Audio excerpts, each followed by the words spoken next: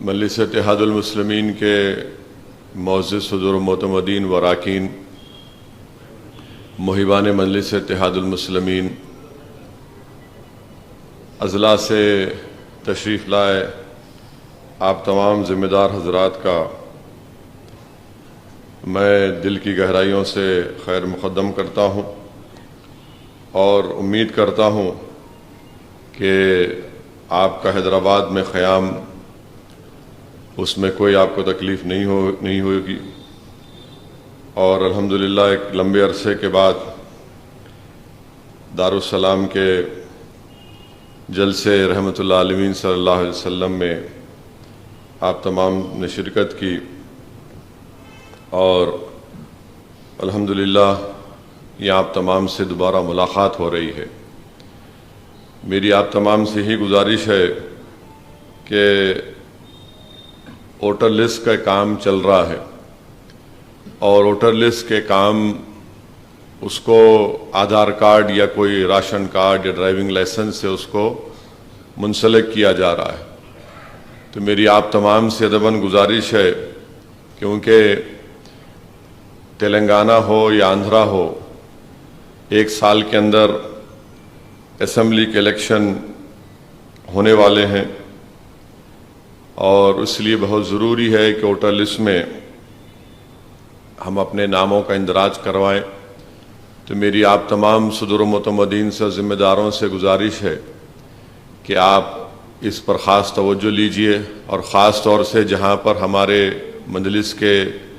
اراکین بلدیہ ہیں، میری ان سے بھی یہ گزارش ہے کہ اپنے اپنے وارڈ میں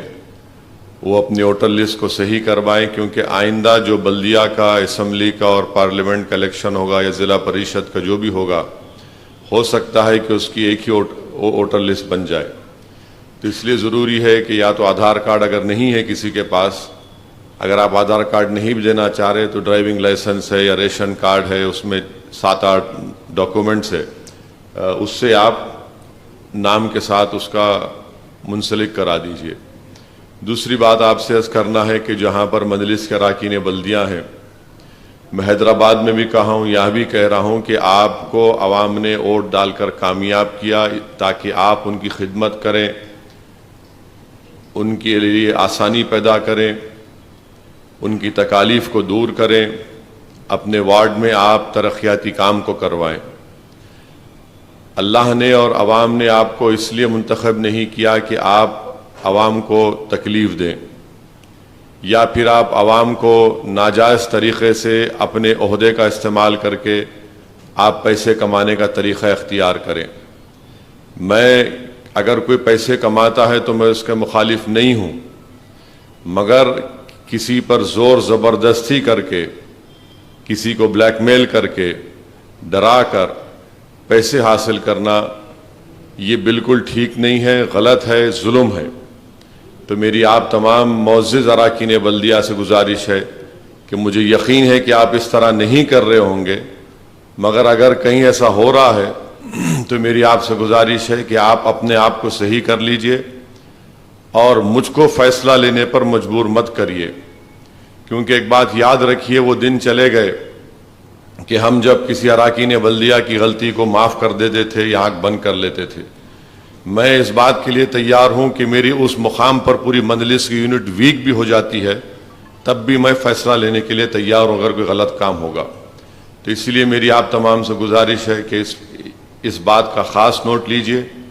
اور جس کو میں نے ذمہ داری دی ہے وہاں کے صدر کی، معتمد کی، یہ بھی ان کی ذمہ داری ہے کہ ان کو روکیں، اور اگر ایسا نہیں ہوتا تو ہم کو اطلاع دیجئے، پھر ہم اپنا جو فیصلہ لینا ہے، جو ضروری اقدام ہے وہ کریں گے۔ تیسری بات میری آپ تمام سے عرض کرنا یہ ہے کہ بی جے پی یہ چاہتی ہے، خاص طور سے تلنگانہ میں، کہ ایک فرقہ پرستی کا ماحول پیدا ہو جائے،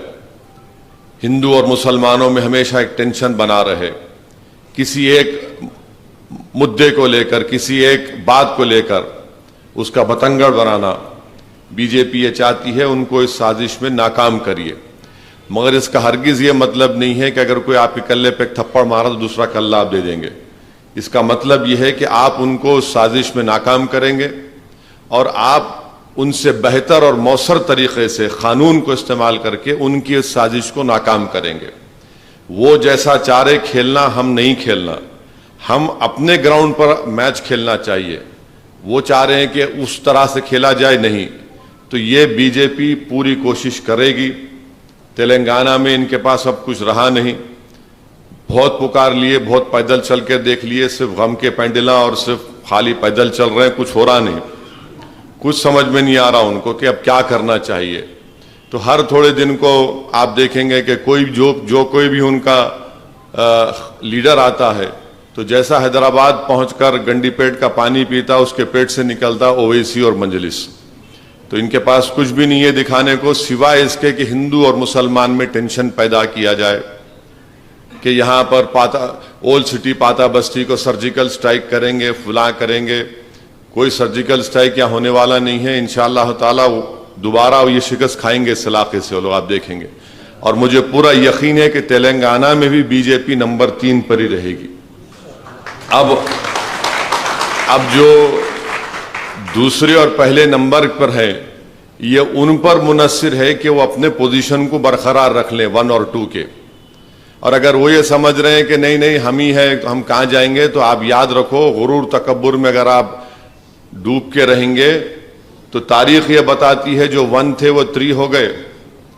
جو 2 تھے وہ 0 ہو گئے۔ تو اس لیے بہت ضروری ہے کہ ان پارٹیوں کو بھی سوچ سمجھ کر فیصلہ لینا پڑے گا۔ خالی ذمہ داری ہمارے سر پہ مت ڈال دو آپ، نہیں آپ کا بہت بڑا رول ہے، کہ میرا کیا رول ہے؟ میں کیا پکچر کا ہیرو ہوں؟ آپ ہے پکچر کے ہیرو، آپ کو چیف منسٹر بننا ہے، آپ کو ہوم منسٹر بننا ہے، میونسپل منسٹر بننا ہے، اریگیشن منسٹر بننا ہے، ہیلتھ منسٹر بننا ہے، دودھ بھی آپ کو ہونا، دہی بھی آپ کو ہونا، ملائی بھی آپ کو ہونا، بھینس بھی آپ کو ہونا، سب آپ کو ہونا۔ ہم کو کیا ہونا؟ ہم کو صرف یہ چاہیے کہ ہمارا حق ہم کو ملے۔ آپ کھاؤ ملائی، جتنا کھاتے کھاؤ، دیکھ رہے،